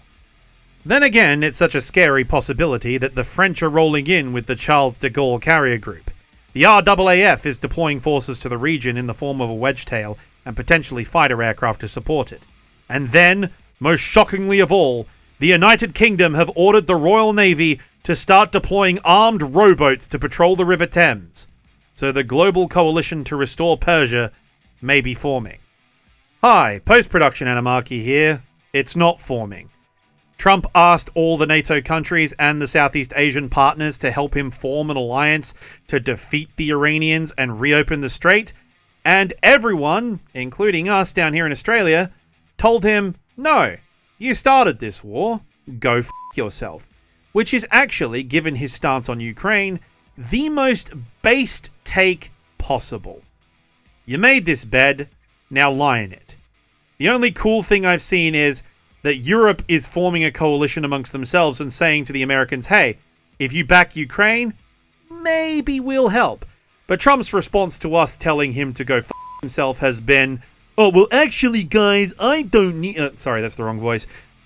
Actually, guys, you know what? I don't need NATO. We don't need you. We got the biggest navy, the most powerful navy in the world. We'll just go do it ourselves. So Trump looks like he's going to double triple, and quadruple down and send pretty much every spare US Navy ship they have to reopen the Strait of Hormuz in a total white-knuckle showdown, which I don't think is going to go very well. In any case, it's all up in the air. All of this is just speculation beyond what we've established has happened. This is only round one, and if indications are anything to go by, either Trump pulls out regardless of what Israel says, or, as my addendum suggests, we are in for the long haul as he triples and quadruples down, and things are only going to get worse. If you want my prediction, I think the Israelis will force the US's hand and entangle them in a long-term commitment until their goal is achieved. Most likely through fostering an insurrection via the Kurds, or at the very least by backing various revolutionary insurgent groups in Iran until eventually the regime collapses under its own weight. I expect to see factionalism, infighting, and ultimately a great splintering into Syria Part 2. A bloody civil war that will last over a decade, with the Western and Gulf powers using the chaos to secure the strait and play the various factions off against each other until the victor rises to the top, by which time the country will be so devastated it won't pose a threat for a very long time. Either that, or Trump declares victory and bails out in a desperate attempt to save his credibility, and the entire operation falls apart. And things do seem to be already unraveling, as various senators coming out of the situation briefings in recent days seem to agree with my assessment and hold a similar view. According to them, the administration has no long-term plan. It's blowing things up to look effective while aiding Israel in its geopolitical goals. But beyond that, either a negotiated settlement will have to be reached, or boots on the ground are inevitable if they want to achieve their stated objectives. Both scenarios that play directly into the Iranians' hands, and not Washington's. I think honestly at this point, a wider war is inevitable. Ukraine started off looking like there was an inevitable conclusion as residents in Kyiv started erecting tank traps. Yet they turned the situation around very quickly. And while the situation is not directly comparable, I don't think it's a question of if this conflict escalates, but when. And the Iranians do hold a lot of the cards. With their control over the strait and their missiles and drones, they have the ability to discriminate between targets in the Strait of Hormuz. They can let their own tankers through and those of their allies through, while attacking any Western or non-aligned nation. We've already started getting reports that they've struck agreements with China, Russia, and India to let their tankers go through safely while hitting everyone else. This gives them leverage, insane amounts of leverage, and if they can use it effectively, well, it speaks for itself. Oil reserves around the world will not last long, and it's going to take time to get the Russian oil, the Venezuelan oil, and all the other suppliers back on stream. And even then, it's not like the Saudis, the Qataris, or the UAE can just build pipelines overnight. All of this is going to take time, and it's time that the global economy just doesn't have. The Americans are going to have to force the issue or negotiate, and negotiations don't look like they're happening. Over the past few days, since before the war started, there were 100 tankers going through that strait every day, carrying oil to all the world's various markets. Now, there's only 5 or 6 going through. And worse still, there's not enough storage in the Gulf states. They're having to shut down production. And if that production goes down, you can't just turn a valve and bring the oil back. You have to completely restart the wells. You have to get everything back up and running. You need to get the storage emptied out into the tankers and shipped. The entire economy, it's like a factory. It's a production line. It grinds to a halt and throws everyone off schedule. Hell, domestic markets around the world are already spiking. New hires in completely unrelated jobs have been stopped. The world economy is hanging on a precipice, and if Iran can leverage that properly, they hold the cards. They hold the initiative diplomatically, politically, and even slightly militarily, which is by far the biggest problem of all facing the United States and Israel. As even if Trump does try to declare victory and withdraw, what message does that send to the IRGC in Tehran? They don't have to withdraw. They hold the ground. They're winning. To me, if Trump tries to bail, that looks like weakness, and there's a new hardline regime in charge. And he'd be a fool to think the Iranians will stop and stand down just because he says time out. I can tell you what happens. Napoleon tried to simply declare peace. He went up to the coalition and said, "I am declaring peace. There is no more war." And look where that got him. Although Trump voluntarily sent himself to an island, so you never know how that's gonna... Okay, actually, I'll stop there. I don't want to get myself in trouble. Anyway, Operation Tehran Tango, Praying Mantis, Hidden GWOT is over. The Battle of Iran is about to begin. I've been Anamaki. That's been the Iran War Explained. I'll see you next time.